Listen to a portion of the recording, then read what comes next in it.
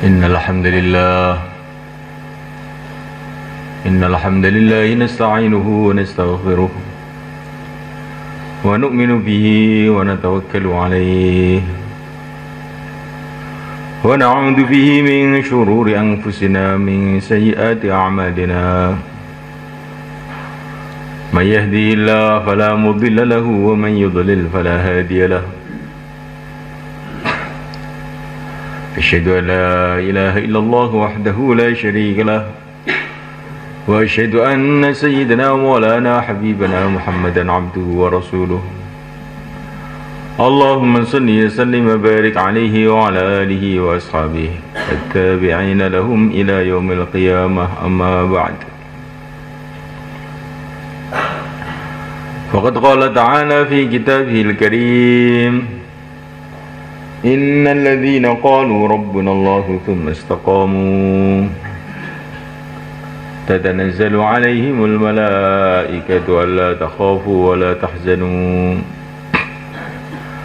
وأبشروا بالجنة التي كنتم توعدون نحن أولياؤكم في الحياة الدنيا وفي الآخرة ولكم فيها ما تشتهي أنفسكم ولكم فيها ما تدعون نزلا من غفور رحيم ومن أحسن قولا ممن دعا إلى الله وعمل صالحا وقال إنني من المسلمين.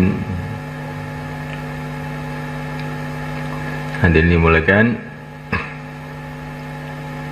perkara yang terpenting untuk kehidupan kita dunia akhirat adalah keyakinan yang benar. Kalau untuk keyakinannya benar, pikirannya akhirnya benar. Kalau pikirannya benar, amalannya jadi benar. Maka kita ini sekarang itu usaha pertama kali itu meluruskan keyakinan.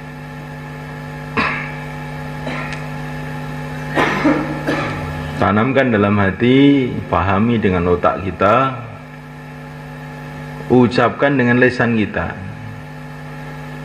Tiga-tiganya harus ada. Tanamkan dalam hati, pahami dengan otak, ucapkan dengan lisan. Tambah lagi, dengarkan dengan telinga kita.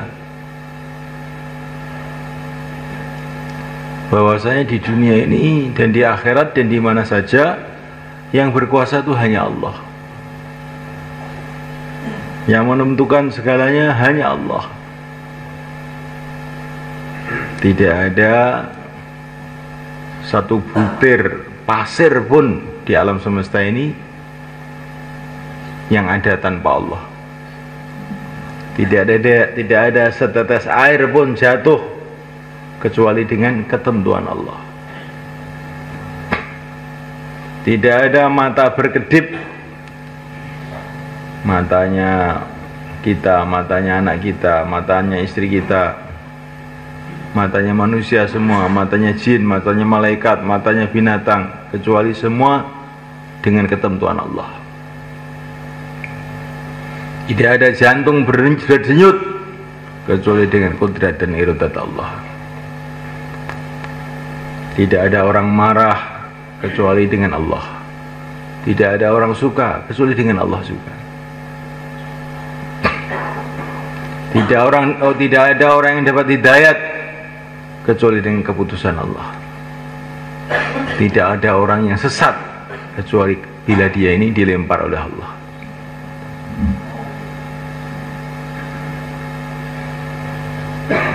Kullun min indillah, semua itu yang menentukan Allah. Kita duduk di sini, ini bukan hanya mau kita, ya kita mau memang, tapi kemauan kita itu yang naruh itu Allah.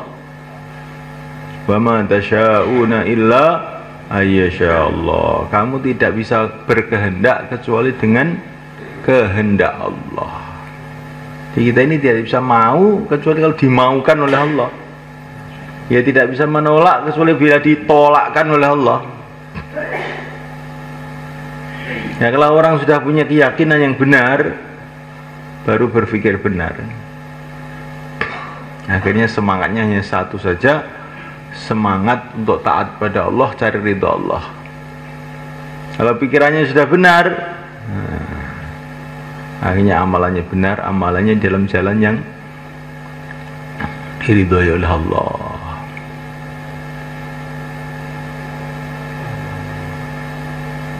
Di strategi kita dalam kehidupan itu satu aja, strategi satu saja. Bagaimana taat sama Allah, kita cedak sudah. Ini kalau taat sama Allah, dapat ridha Allah, ya kita beruntung. Kalau nggak taat sama Allah, wah sudah, siapa yang bisa menolong kita?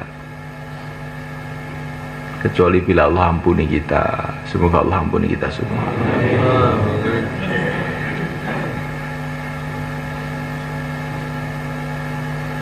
Maka hari-hari kita bicara masalah iman, hari-hari musyawarah, kita latih hidup itu taat amir. Karena barang siapa taat sama amir, berarti taat kepada Nabi.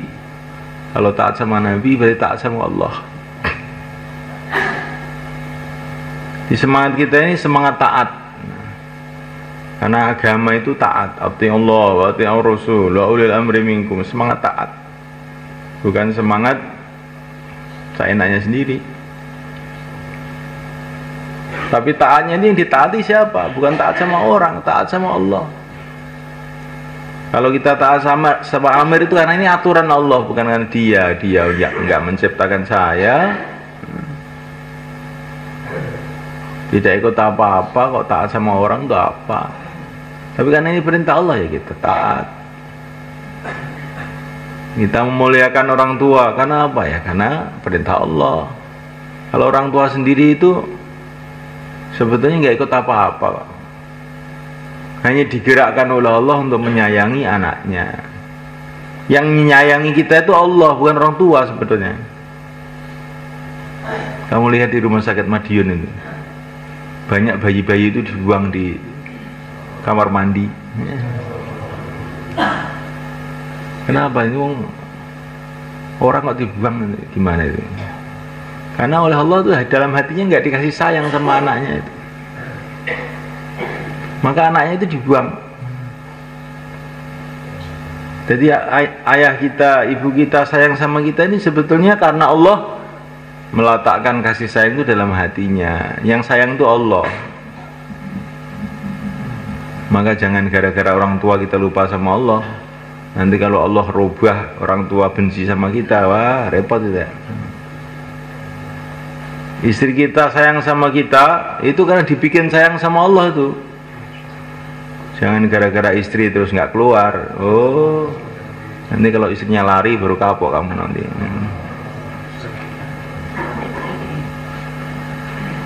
Istri itu hatinya di tangan Allah. Kalau Allah jadikan dia senang ya senang, Allah jadikan benci ya benci.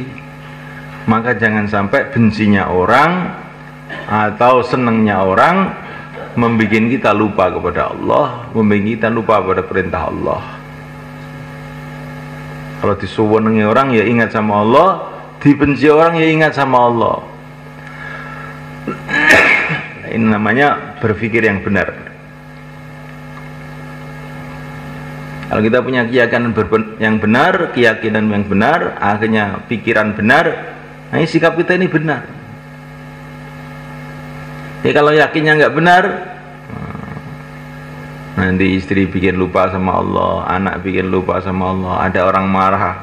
Kenapa kamu kok berhenti dakwah? Orang-orang pada marah. Nah, yang bikin marah itu Allah, kok malah kamu meninggalkan perintah Allah? Kalaupun seluruh dunia marah, terus taat sama Allah. Sebagai contohnya adalah yang mulia baginda Muhammad SAW.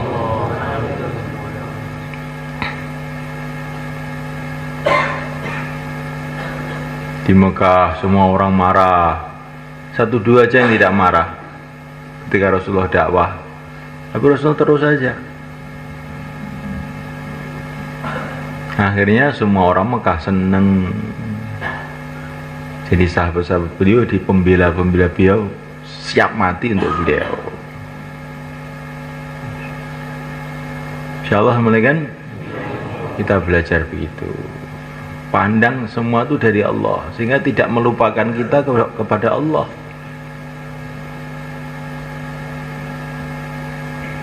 Semua dari Allah. Maka semuanya semua taat. Akhirnya istiqomah. Taat istiqomah, akhirnya pertolongan akan datang kepada kita. Innal ladzina qalu rabbuna Allah tsumma istaqamu fala khaufun 'alaihim wala hum yahzanun. Ini ada orang kemarin bilang sama saya, gimana mahalah kamu? Wah, sekarang pada berhenti semua, Pak. Kenapa? Pecah hati. Nah, kenapa kok pecah hati? Ya itu pada kengejosen akhirnya pecah hati. Nah, sekarang bagaimana? Itu karkonya 70 berhenti semua, Pak. Talim nggak ada, nggak ada. Nah, terus kamu bagaimana? Ya saya ikut berhenti, nggak ada temannya. Oh gitu. Kamu jangan bilang begitu. Yang menyatukan, yang memecahkan itu Allah. Bahwa anfaqta ma fil ardi jami'a ma alafta baina qulubihim. Kalau kamu infakkan segala sesuatu yang ada di bumi ini, tidak bisa kamu menyatukan orang. Walakinna Allah fa'alafa bainahum. Yang menyatukan itu Allah. Sekarang kita buat amal terus saja. Nanti kalau Allah sudah waktunya menyatukannya, satu sendiri. Kita sudah amal aja terus, talim jalan terus, keluar jalan terus, doa terus. Itu pengalaman, nanti lama-lama yang pecah-pecah itu nanti jadi utuh lagi. Allah kuasa kok.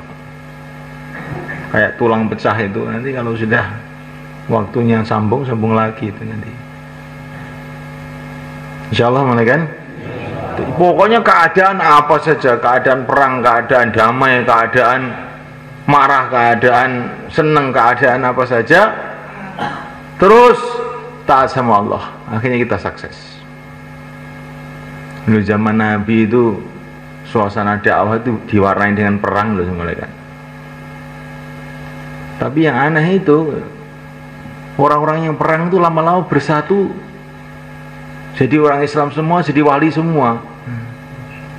Padahal asalnya itu hunus pedang saling bunuh-membunuh.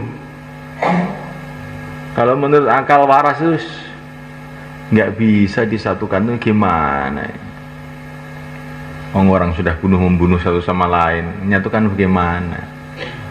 Tapi Allah sudah menyatukan ya satu. Makanya walaupun ada gegeran, terus dakwah saja, terus doa terus buat amal sesuai dengan perintah Allah. Jangan terkesan dengan keadaan dan suasana. Jadinya bagaimana? Urusan Allah, bukan urusan kamu. Terus saja. Nanti pada akhirnya Allah akan kasih jalan keluar. Bagaimana jalan keluarnya ya nggak tahu, pokoknya terus saja. Insyaallah mulai kan? Nah, inilah maksud kita 4 bulan 40 hari itu. Dan nggak terkesan dengan suasana keadaan. Terus lurus, namanya istiqomah.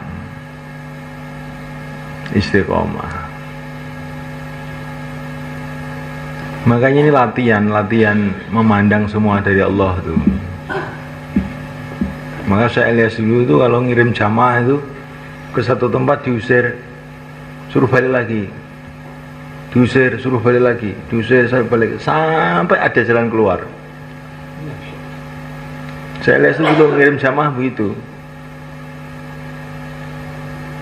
Pernah satu jamaah dikirim saya lihat dekat saja, dekat markas di Delhi, di Masjid Jami'. Diusir sama tamar masjidnya. Laporan sama saya Elias, tuargib lagi. Kamu sabar, doa, balik. Balik diusir lagi. Ya. Kirim lagi, diusir lagi, kirim lagi, sampai akhirnya beberapa kali jamaah ini sudah putus asa. Maka mereka malam hari kembali ke markas, musyawarah sendiri. Pokoknya kita nanti habis sholat isya pulang aja. Jangan pamit sama Syekh Ilyas. Nanti kalau pamit ditarik lagi, suruh berangkat lagi kita. Sudah nggak mampu lah kita ini. Ya sudah, tapi anulah, istirahat dulu, capek sudah kita ini. Mereka sudah mufakat, nanti habis isya pokoknya habis istirahat pulang, nggak usah pamit. Nah, tapi ketika jamaah ini tidur, satu orang tuh mimpi jumpa sahabat. Nah, saya ini sahabatnya Rasulullah, kamu tuh baru diusir begitu aja kok sudah putus asa. Kami dulu tuh dipentungi, lempari batu nggak putus asa. Kamu baru diusir begitu aja kok putus asa. Hanya bangun tidur cerita sama temannya, saya ngimpi ketemu sahabat. Saya dicaci-caci katanya gitu aja kok putus asa. Lu saya ngimpi sama begitu. Nah, ternyata satu jamaah mimpi bareng sama. Terus gimana ini? Kita berangkat lagi loh gitu. Nah, gua angkat lagi ke masjid jamaah itu. Ternyata takmirnya itu sudah jemput di depan. Maka jamaah ini khawatir, itu sudah di depan tuh mau diusir lagi. Ternyata tidak, dipersilakan, silakan. Malah sudah disiapkan makan lagi sama takmirnya itu. Maka jamaah itu heran. Ada apa ini kok tahu-tahu kita diterima? Kita kan sudah diusir beberapa kali di sini. Nanti habis makan saya kasih cerita. Tadi malam itu saya ngimpi jumpa Rasulullah. Saya dimarahi. Kenapa jamaah saya kamu usir? Itu. Saya ketakutan ini. Pokoknya kamu akan saya terima sebaik-baiknya di sini. Kalau Allah tuh ingin menyelesaikan, tuh nggak usah repot-repot. Ya. Allah punya sejuta jalan untuk menyelesaikan. Dikasih mimpi itu sudah bingung semua. Ya. Tapi kalau Allah mungkin masalah juga mudah saja. Ini Nabi Yusuf gara-gara mimpi diusir oleh saudaranya, masukkan sumur. Ini gara-gara mimpi aja. Ya. Jadi kalau Allah ingin menyelesaikan masalah itu mudah. Tapi kalau Allah ingin bikin masalah juga mudah semua bagi Allah. Maka jangan sampai masalah itu membuat kita lupa kepada Allah.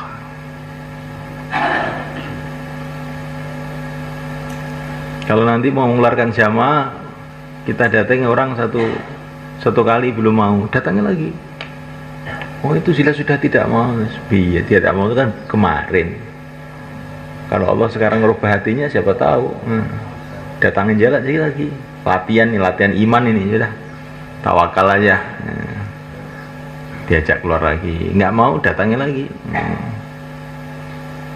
Sampai diputus oleh musyawarah, udah kita ganti orang. Kalau belum diputus musyawarah ganti orang, datang lagi aja. Berani nggak begitu nanti? Nanti kalau orangnya marah bagaimana Pak? Ya sabar toh. Sabar, dapat pahala sabar. Sabar itu pahalanya tidak ada hitungannya. Kalau kamu dimarahi sabar.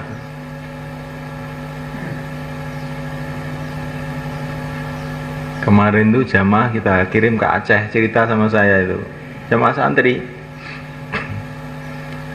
Ada satu orang itu dikhususi diajak keluar. Dia sudah karkun. Sudah pernah keluar, nggak mau keluar. Malah marah-marah ya. Kamu nggak usah datang sini. Saya ini repot sekarang ini. Datang orang nggak tahu urusan orang. Akhirnya jamaah ini bingung ini gimana ini. Dan orang-orang itu teman-teman dakwah di situ sudah tahu semua. Orang itu paling sulit itu orang itu. Akhirnya jamaah ini baca Yasin 41 kali malam. Enggak tidurnya sedikit. Besok datangi lagi, baru didatangi. Saya sudah mau keluar sekarang. langsung berangkat. Gimana itu? Kemarin nggak mau marah-marah, kok sekarang nggak usah ditarget langsung berangkat, gimana? Akhirnya jamaah ini paham bahwa hati manusia di tangan Allah. Jadi kalau baru sekali usuli terus kapok, nggak datang lagi kita, nanti kita ini pengalamannya sedikit, hanya pengalaman dakwah saja, belum punya pengalaman nusratullah. Jadi kalau kita sabar terus lagi, lama-lama nanti dapat pengalaman macam-macam. Dakwah terus, doa terus, sesuai dengan musyawarah. Kenapa kamu sedih? Hah? Dakwah itu yang gembira, itu kalau sedih nanti orang nggak mau keluar ini. Hah? Dakwah itu gembira, dapat amalnya Rasulullah, senang gitu. Fabidzalika falyafrahu. Jangan dakwah sedih begitu, nanti menyedihkan nanti lama-lama. Ngantuk Pak, itu bikin umat ngantuk ini akhirnya nanti.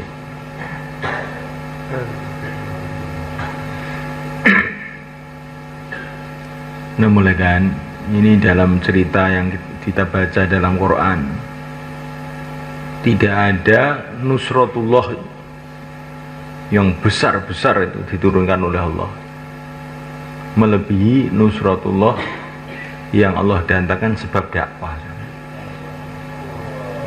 Nusratullah besar-besar, Fir'aun hancur, Qarun hancur, ya, Persia hancur, Romawi hancur. Itu sebabnya itu dakwah sebenarnya. Dakwah ini kekuatannya melebihi bom nuklir semuanya kan. Tapi pakai syarat, yang dakwah itu harus ikhlas semata-mata karena Allah, dengan tertib yang benar.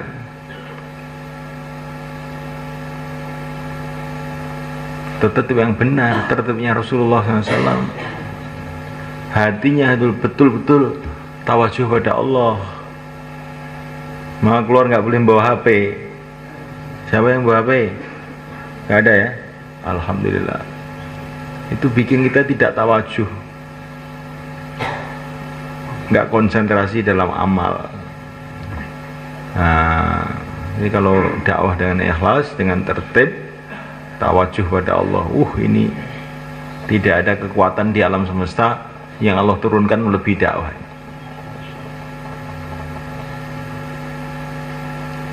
Dan telah dibuktikan oleh para nabi, kemudian diteruskan para sahabat dan pejuang-pejuang setelah itu. Bukan hanya para nabi saja yang punya pengalaman dapat nusratullah dengan dakwah ini, para sahabat juga. Itu Persia Romawi itu ambruk itu di tangan para sahabat, bukan di tangan Rasulullah alaihi salatu wassalam, tangan para sahabat. Ketika para sahabat meneruskan kerja Rasulullah, akhirnya dapat nusratullah juga. Insyaallah mulai kan? Bukan itu saja, ulama-ulama, aulia-aulia, pejuang-pejuang setelah itu. Sampai sekarang, coba kita renungi Syekh Muhammad Ilyas Nindumuddin itu. Siapa yang pernah ke Nindumuddin? Coba, angkat tangan. Ya, Nindumuddin. Kamu lihat Nindumuddin itu. Masjid kecil begitu. Zaman saya Ilyas itu masjidnya kecil, sekarang sudah besar. Dari masjid semacam itu di negara yang miskin seperti itu, kok bisa menggerakkan orang kemana-mana di seluruh dunia itu? Nah, coba, apakah ini tidak nusratullah? Di Indonesia itu orang Nindumuddin itu punya apa? Punya sawah, punya ladang, punya menteri, punya kedutaan, nggak punya apa-apa. Ini kok bisa menggerakkan orang, termasuk kita ini digerakkan sama mereka. Bukan di Indonesia saja, di Amerika, di Eropa, di Jepang, di mana-mana seluruh dunia. Ini nusratullah, ini pertolongan Allah.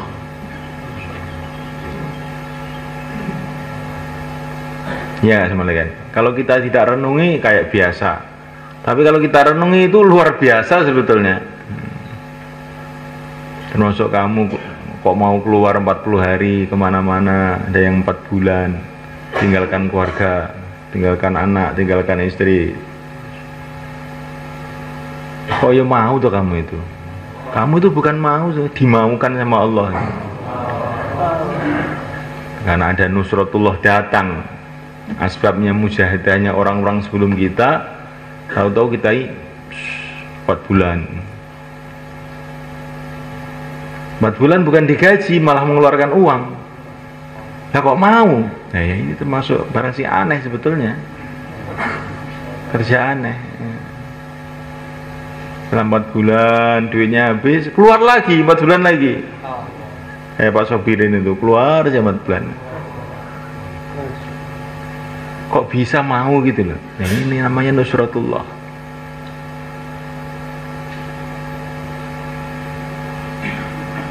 Jadi sebetulnya nusratullah itu banyak datang hari ini juga. Semoga nanti kamu keluar kemana-mana, hatinya ikhlas, amalannya lurus, tidak toleh kanan toleh kiri, hatinya tawajuh kepada Allah, akhirnya datang nusratullah di mana-mana, datang hidayah Allah di mana-mana. Senantiasa kita tanamkan dalam hati ini kerja besar, kerja Rasulullah SAW.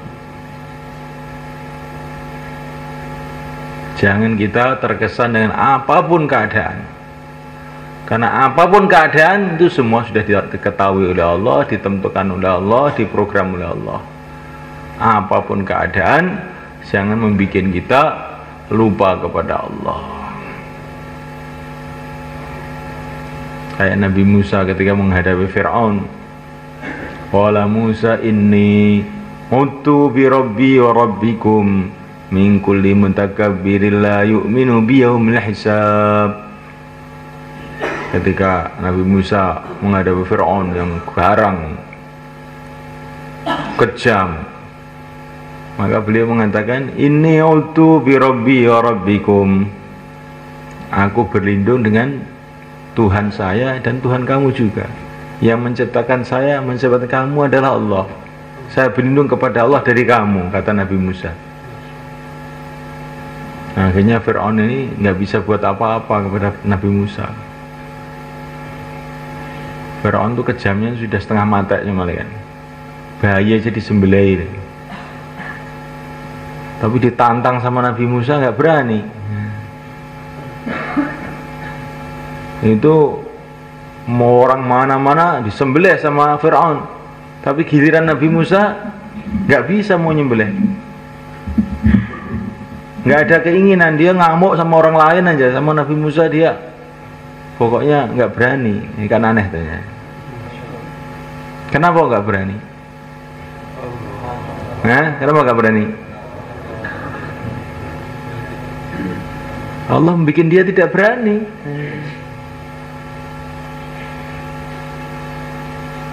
Kalau Allah membuat dia berani, jadi berani. Allah membuat dia tidak berani, tidak berani.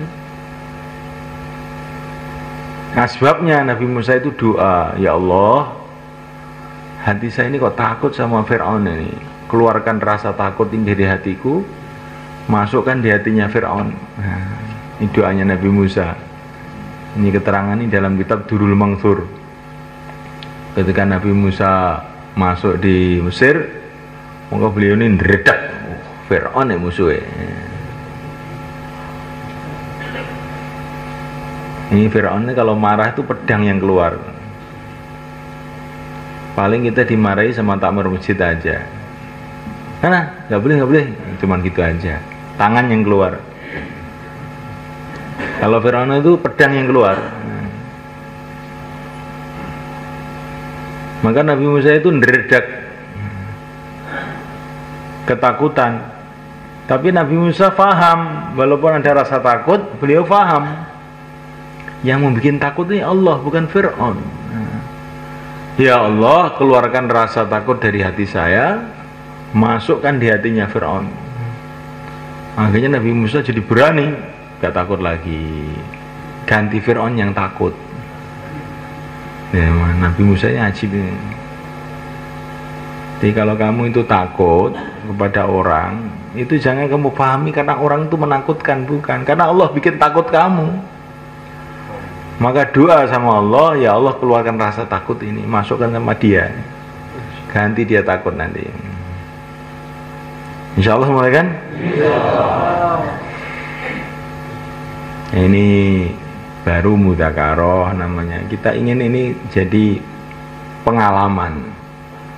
Kalau kita keluar di daerah yang suka, daerah kurang suka, kita datang, berangkat, malam hari nangis, nah lama-lama dapat pengalaman. Sehingga kita ini rasanya itu dekat dengan Allah kalau sudah punya pengalaman gitu. Kalau baru mudzakarah saja belum dapat pengalaman, rasanya masih jauh. Tapi sudah dapat pengalaman, jadi rasanya dekat. Kalau ada masalah apa-apa, saya punya Allah. Nah gitu. Itu berarti hati sudah merasa dekat pada Allah. Jadi kalau ada masalah apa-apa bingung, gimana ini, kok kayak begini? Nah ini berarti hatinya jauh dari Allah. Ini yang bahaya ini. Kita insya Allah latihan, kan?